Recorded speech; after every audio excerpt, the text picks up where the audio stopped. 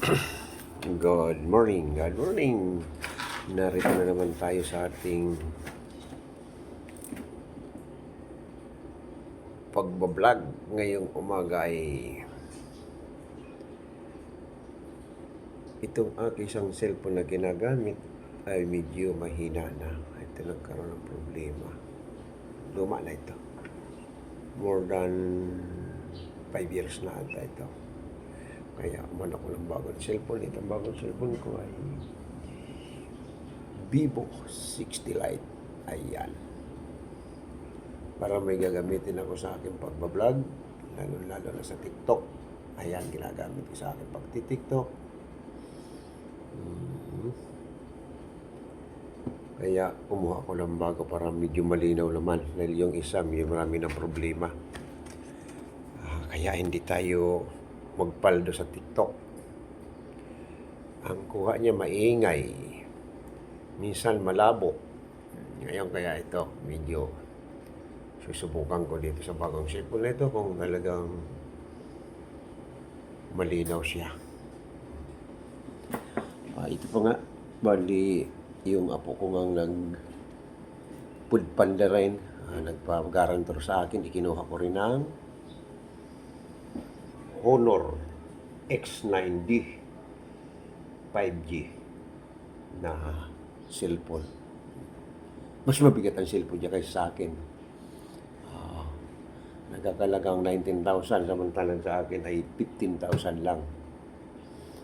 Ayan. Ay natutuwa naman ako at medyo masigasig na siya ngayon sa pagbabiyahe niya ng Foodpanda. Kaya binigyan ko ng, di bali sabi ko, basta ba, akong garantor, siya naman magbabayad. Kaya kung kayo gusto nyo kumuha ng cellphone, punta lang kayo sa ano mga cellphone, lalo na kung may cash kayo, makakatipid kayo pag cash. Pero kung wala naman, itong Skyro, nagbibigay ito ng 1 month no deposit. After 1 month, pwede kang magbayad. At kung sakali naman hindi ka babigyan ni Skyro, dito naman sa Home Credit, naman si Home Credit, napakabait na Home Credit din. Ay ako kasi dyan, good payment ako dyan sa Home Credit na yan, kaya inalok pa nga ako niya nandun pero hindi ako kumuha. Ayan, pero mga appliances, madali sa kanya. Dali pong approval. Kaya nagpagarantor yung apo ko dito sa Honor cellphone na ito. Ginarantoran ko naman. Para lalo siyang sipagin sa pag-Foodpanda.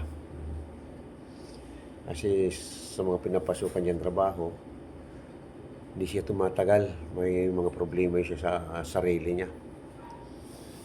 Kaya baka sakali dito sa Foodpanda tumagal siya. Ngayon ito nga baga, kung cellphone na ito, ay gagamitin ko naman ito sa aking pagbablog, lalo na sa TikTok. Dahil ang TikTok ko medyo, kumbaga sa ay medyo okay na rin ang followers ko kasi nung mag-viral ako ng aking live cooking, ayan. Sa ngayon, nakatulog ata yung aking mga followers na kasi medyo matagal na, 1 year na nakalipas.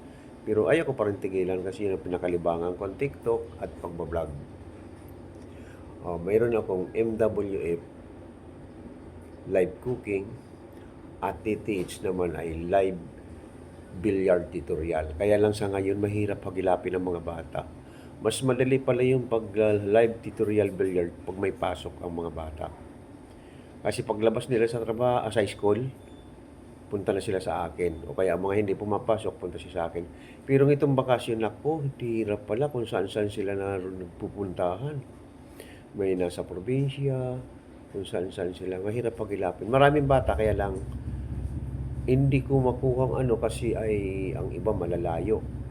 Sabi ko, wala rin hindi rin pwedeng turuan tuloy-tuloy. Gusto ko, yung medyo malapit lang kasi kahit 1 week mo siya turuan, matututo na kaagad. Nabali nakadalawang match na ko. Yung first bat ngayon lumalaban na yung first bat ko lumalaban na ng mga talagang totoong bilyard na. nakikipaglaban na sila. Itong second batch ko medyo mahina-hina pa. Kaya itong pangatlo ay third batch. Baka itong third batch na ito, kasi mahirap turuan yung maliit. Lalo na yung hindi pa umaabot sa misa. Medyo mahirapan ako. Kaya, ang kukunin ko siguro ay ang magpipili ako na yung medyo abot na ang misa. Kasi pag hindi abot ang misa, parang yung parang ako ang nahihirapan magturo. hindi maabot ang misa. Pero gusto na nila mag-aral ng bilyar. So ngayon ay Thursday. Mga ganun. Dati ganitong oras maraming bata pag may pasok. 7:30 marami ng batang nagpupuntahan dito. 6 ano na pala, ano oras? 7:35 na pala, 7:35. So ngayon, aantayin ko lang kung may dumating maghapon, mga 3, hindi 4 kasi 2 misa kailangan na pare sila. Dapat, wala pa. Dapat magpartner yung dumating mo na bata, magpartner sa isang game ay 2 tao talaga, 2 bata. Kaya dapat mga 4 para 2 misa sila. So sa akin pagbablog, gano'n na lang, yung gustong kumuha ng cellphone, available ang home credit at saka yung Skyro. Ayan. Pero kung may gas maganda, kung may cash ka, bayaran mo ang cash, okay, makakamura ka. Ganun lang yan. Pero kung wala ka rin talaga at gusto mong magka-cellphone, katulad nitong apo ko ay puro ako na nga lang ang kumumpleto sa kanya para may balang ang kanyang direksyon.